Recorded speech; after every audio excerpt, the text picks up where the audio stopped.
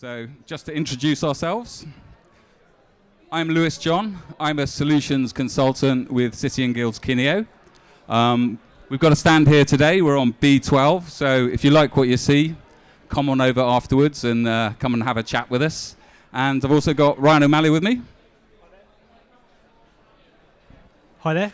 I'm Ryan O'Malley. I'm a solutions architect in the platforms team at City and Guilds Kineo.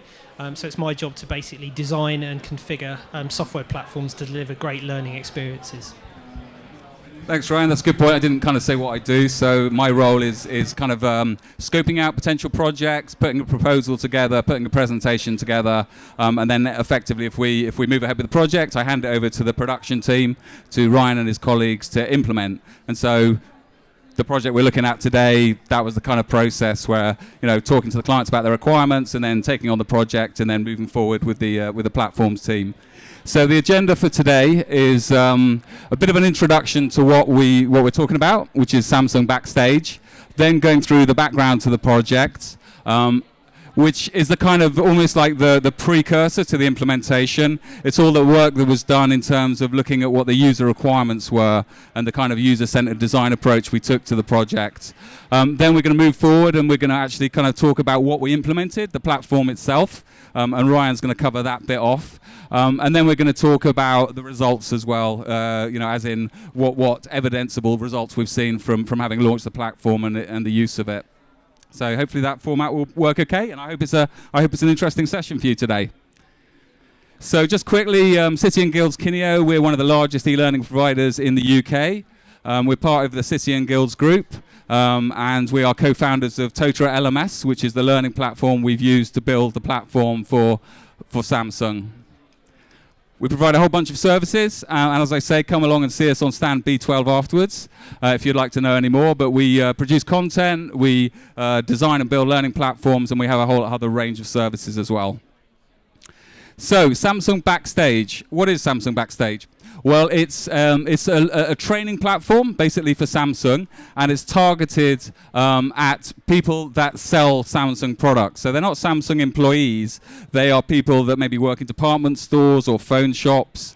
And for Samsung, the platform, the Samsung Backstage platform that we're looking at today is all around trade engagement. So kind of building a relationship with those people that sell your product, as well as providing product information. So if somebody knows a lot about a product, then they're more likely to be able to sell it effectively, basically. But it's a whole lot more than that, and we're gonna be seeing a lot more about that today. So first of all, the background. So in terms of the way that this is split, the session, I'm going to kind of cover off some of the client side as well. So some of what I'm talking about is what the client came to us with. And then, as I say, Ryan's going to talk about more about the implementation.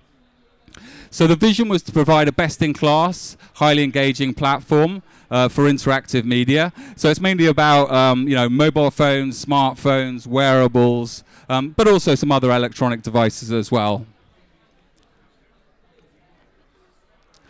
So the brief was to create a unified learning experience across devices. Now, there was an old version of the platform, and it had a desktop version and it had a mobile version, but they were very, very different, and they were pretty clunky. So the client very much wanted a seamless experience. So whether you access it on the desktop or the smartphone, it's the same platform, basically. So that was a big part of the brief. Also, it was not just about kind of providing learning, it's about that relationship, creating a relationship between the brands and the user, something they'd want to come back to time and time again, and actually makes them feel good about the brands. It's a very competitive marketplace, and other providers have similar kinds of things. They're not as good, in my opinion. They're not at the same level, but Apple have their own kind of learning platform and so on, and HTC and such like. So what we wanted to do was also have a platform that rewarded users. So as the users used the system and engaged with it, we wanted to kind of be able to recognize that and reward it as well. Plus get much better data about how people use it in terms of analytics and reporting, as well as creating a great brand experience. So this is kind of playing back some of what I just talked about. So it's an online training platform, but it's all about building relationships and creating incentives for users to drive their use of it and to drive their engagement with their brand and their advocacy for the brands. So when we were looking at this project kind of prior to building it, just looking at the kind of requirements and the vision, we were looking at what kind of a platform we wanted to build, and we looked at what else was out there. So in terms of learning, you know, there's some great sites out there right now, like Dumb Ways to Die and Duolingo, that use a very visual kind of technique for providing the learning to the learner. You know, it's not kind of just like words on a screen that might kind of not be very exciting for them. So we had the concept of visual programming and short bite-sized learning, and incentivizing it as well in the way that Duolingo does. I'm a big fan of Duolingo. It kind of drives you back for repeat usage. And on the engagement side, sites like Foursquare and Code Academy and Strava that kind of drive competition and drive engagement. Again, we wanted to tap into that side. So there's the feeling of exclusivity, but also having a kind of gamey feel as well, and competition. And then the sweet spot in the middle, it really is covering off all of those. So it's a social environment. It's tailored and it's personalized to me, but it's also kind of cross-platform, so it works great on a mobile device as well. So our users, we had 50,000 users, and these are young guys. These are 20 to 34-year-olds, tech savvy, so the sort of people you might meet if you go and buy a phone in Carphone Warehouse.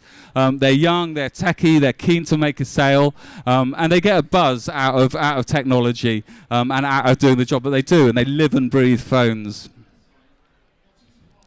So in terms of the background, we did a bunch of research. We went out and did face-to-face interviews with the end users. We did hundreds and hundreds of online surveys, as well as offline surveys and the like, to understand what our users wanted. And we got some feedback like competitions, you know, the users want that, love that kind of competition side of things, so they wanted to see that on the side. They wanted it to be mobile, and they like the idea of having competitions and the like. So we took a user-centered design approach to the project.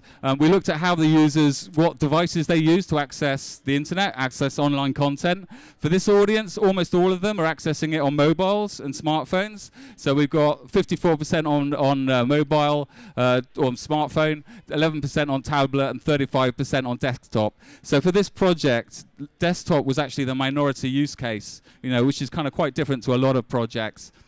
So we went through a process of doing mood boards, doing information architecture, talking through the clients or the users, you know, what they wanted to use on the site and how they'd access it, what the user journeys were, what the destination tasks were and such like, and mapped that out and mocked it up and did wireframing and the like. James Corden is on there because we also wanted to agree on a tone of voice for the site, and James Corden kind of fitted that bill, that he's, you know, he's somebody, he's likable, he's kind of relaxed, he's kind of gone bright. So that was the kind of philosophy we wanted for the site, to have that kind of a tone of voice for Samsung Backstage.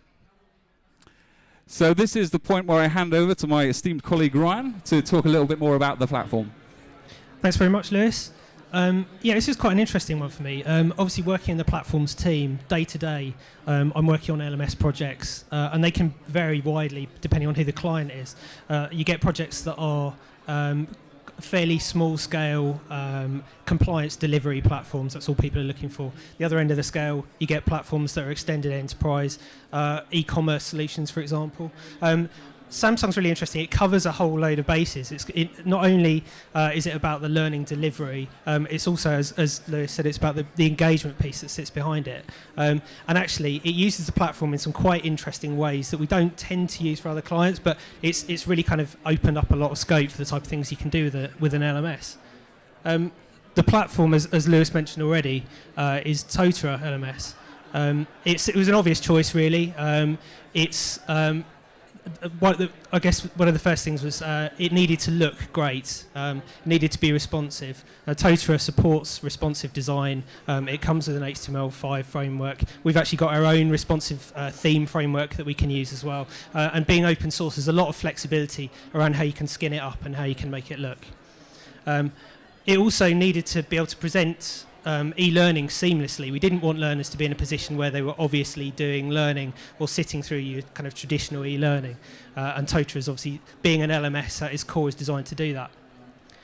In the background, Samsung needed to be able to track all of the learning that people were doing on the site, both at the user level, also at the brand level, so they could understand how their resellers were performing, how engaged the learners were on the site. And Totara comes with a reporting engine which kind of out off the shelf ticked most of the boxes for that. In terms of engagement, the site needed to be really interesting. It wasn't about being an LMS at all. What we need to do is offer learners lots of opportunities to interact and engage with both the site and the brand. And Totara comes with a bunch of tools out of the box for that. Things like quizzes, for example. We used courses as competitions. You'll see more as we go through. Also, it supports the open badges standards. So there's liberal use of open badges throughout the site to kind of show acknowledgement and reward users as they go through. And finally, we wanted to give people more of a personalised experience, and every user that goes onto Backstage has their own dedicated homepage that gives them a summary of the learning they've done, gives them recommended learning, lets them see their achievements and their badges and so on. So I'm going to show you a few screenshots of the build now. What you can see here is a screenshot of the homepage across multiple devices. So as Lewis mentioned already, one of the absolute key things on the site that it was responsive. The vast majority of the user base using it on mobile devices. So as you can see here, it works very nicely. You get a kind of a unified experience whether you're using it on a desktop or on a mobile. The visual aesthetic uses bold, eye-catching imagery. A copy is actually kept to an absolute minimum, so learners going on there are kind of drawn by the images, and it's all very. We keep it simple, really. Also, the actual layout and the design is kind of panel-based, and it's got a couple of advantages. One, that I guess you can use it as a marketing platform. It's very easy using Totara's architecture to swap out some of the images to promote various different campaigns. But also it translates really well when you put it into a responsive design. What you can see here is this is the course catalogue. It's actually the first two levels of what's called the Discover section on the site. Again, it moves away from it doesn't really use terminology like courses or learning. It kind of sticks to kind of product-based presentation. It also moves away from what you see in a lot of learning management systems, which is where courses and course catalogues are presented in a kind of a linear or a list form. It's all very visually based. It uses product images very heavily, so learners can quite obviously see where they are on the site. On the left here, you've got the top level of the category, where it's got courses and they're all grouped by product types, so smartphones, tablets, cameras, etc. Learners can click on those and then drill down, and on the right hand side you'll see this is actually within one of those categories. It shows all the smartphones that are available. Now, one of the advantages of taking this approach is obviously when your end users are working in a retail environment, they might be very familiar with devices that are on sale. They might not know that much about them, not necessarily the model numbers, but straight away they can hone in on a device that they want to find out more about. Another thing to point out on here is the panels across the top, you'll notice, are bigger. That gives you the opportunity to promote the kind of the devices that have or services that are kind of the flavour of the moment. That design flows through to the courses and e-learning as well. What you can see on this slide is on the left-hand side, this is a Totara course page, and on the right is some e-learning. Now, for those of you that are unfamiliar with Totara, a course page is basically a container of learning objects. It's very configurable. It gives you a whole bunch of tools out of the box for setting up a course in any way you want. A typical course that you've got on Backstage contains some light background introductory information about the devices, a carousel with lots of device images. They might have a short quiz on there to test people's knowledge when they go in, technical specifications about the device, the option to download kind of product PDF resource sheets, and also a link to some e-learning. But the point is, it's very configurable. Not all of the courses look like this, and it's very easy for Samsung to go in and add and remove elements when they're relevant. On the right-hand side is an example of the e-learning, and as you can see, the whole user experience from a design point of view is very consistent. You basically don't realise that you're going from a course page into some e-learning. The e-learning's built in the open source Adapt framework. It's HTML5. It's also fully responsive, so works well on any device you use it on. And also, it's adaptive as well, so the interactions that you get with the e-learning are tailored to the device that you're on. So if you're on a small screen, it will cut down the interface and it will trim out stuff that wouldn't work in that scenario. So it's all good and well. It looks great. That's only one part of delivering a great solution in this case. The other part is the user engagement, and Lewis mentioned this already. Particularly important in this case because engaged users are repeat users. They come back to the site. You want them to be doing the learning, increasing their product knowledge, and then ultimately become product advocates and hopefully sell more phones at the end of the day. The site uses several strategies to do that. The first one is buzz. So here you can see 2 pages from different times of the year, and on both of them they're promoting either product launches or kind of popular events that are going on at the time. Samsung run an awful lot of marketing activity, and any time that's going on, there's corresponding content in the learning management system. On the right-hand side, at the top, you'll see there's a banner with a countdown on it. That was a live countdown to a product launch. That in this case, it was the S6 smartphone. So all the time the marketing activity was going on, learners could come in, they could see the countdown on the homepage as soon as they logged into the site. And actually, when the launch event happened, you could stream the live launch through the learning management system. On the left-hand side, you'll see this is a kind of a competitions page showcasing the various competitions that go on throughout the year. In this case, you'll notice at the bottom there's a tie-in with the Rugby World Cup, and there was a little leaderboard on there, and that shows the users that had scored the highest in the quiz. I also want to draw your attention to the Big It Up banner at the top. This was another thing that Samsung do. This is around advocacy. So at its core, the Big It Up campaign was a quiz. Learners could go in, they could answer questions based on based on product knowledge, and then they'd be entered into a prize draw to win things like tickets to the Rugby World Cup, or they could win devices like smartphones or tablets. The key, though, was the more people that entered the competition, the better the prizes were. So they were driving advocacy in that way. There was an obvious incentive for learners to go out, to recruit the people they work with to go on, also complete the quiz on there and basically boost up the prizes that were available. That's just one of a number of advocacy campaigns that Samsung have run. A couple of quick examples. There's also the Backstage battles, and you'll see an example of some of the promotional material that Samsung produced for this shortly. Basically, this ran across all of their social channels, and what they were encouraging learners to do was Samsung would set challenges like show us your best plank or give us your best dance moves, record themselves, upload it via the social channels, so via YouTube or Facebook. Then Samsung would go and pick the best ones, bring them onto Samsung Backstage, and then learners could come in and they could vote for which one they thought was the winner, and then the winner would win a trip to Barcelona. Obviously, again, a big incentive to get your mates all logging on and voting for your video there. Also, there was the Galaxy Cup. This happens every year. It's a 5-a-side tournament. The registration process was built into Backstage.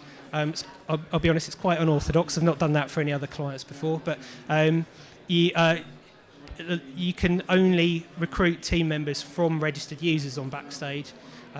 Once you've got your 5-a-side team registered, then you can play in a tournament with the price for that, I think, was a trip to South Korea. So for the UK finals were held at Wembley, and then the World finals were held in South Korea. So these are all Backstage users, well, for the UK portion, that are getting pushed forward. They're all sort of Samsung resellers or whatever. The site also makes use of gamification. It makes liberal use of quizzes, really. There are competitions running all the time. I think there's never a moment where Samsung aren't running some sort of competition.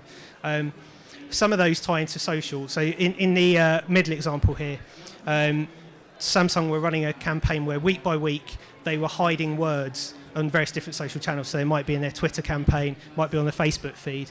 But learners had to go out, or users rather, had to go out, find what the words were, then come back to Backstage and complete week on week this phrase. This was also part of the marketing buzz up to the S6 launch, wasn't it? So a good way of really kind of linking their social strategy together with their learning management system. There are also a lot of quizzes around, as I mentioned earlier, product knowledge. So if you want to enter the quiz, you need to know basically what all the questions are based around. What does this product do? How does it compare to this other product? In a lot of cases, the quizzes are actually only unlocked when you've completed learning. So it's a great way of incentivizing people to come on and actually sit through the learning so they can enter the competition. Obviously, if you win a competition, the reward speaks for itself. You get a nice device or a holiday out of it. But actually, the site rewards people for just for entering competitions, or even just for doing learning, and it uses open badges to do that. Got some examples of the badges that are awarded here.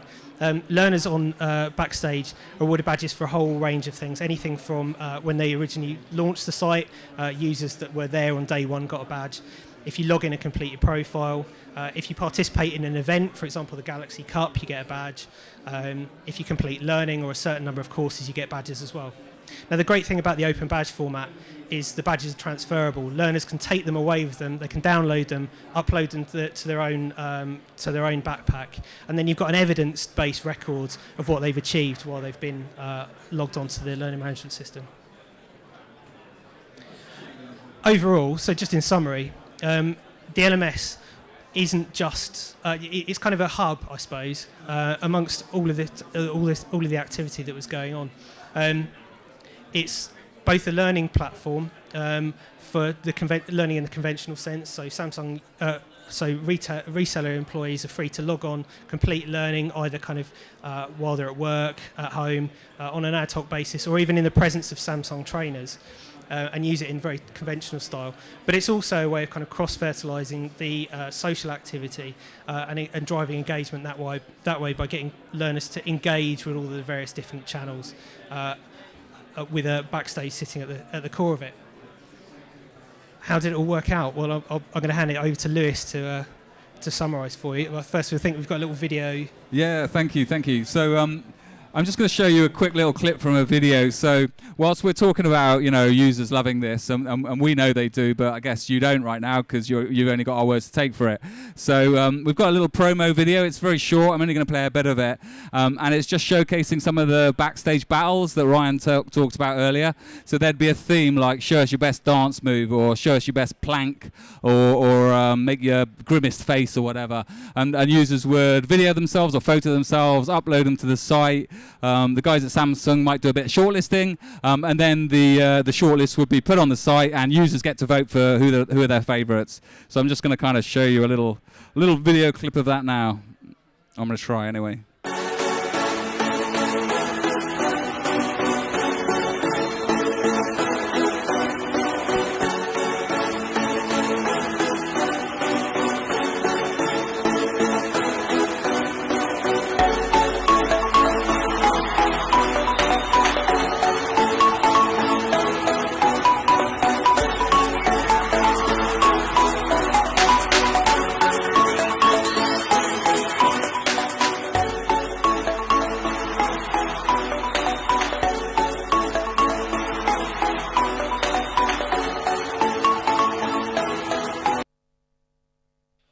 Cool. Well, I won't let that go on for too long. But, the thing being that users really, really loved it. And, I guess... Stop. See if I can forward it. Yeah, there we go. I was amazed that the users really, really love it, and they get totally involved in it, and loads of people are videoing themselves and uploading it to the site. So it's great to see that kind of level of user engagement. And you could see from the video clips a minute ago that people are loving it. They're really having a good time.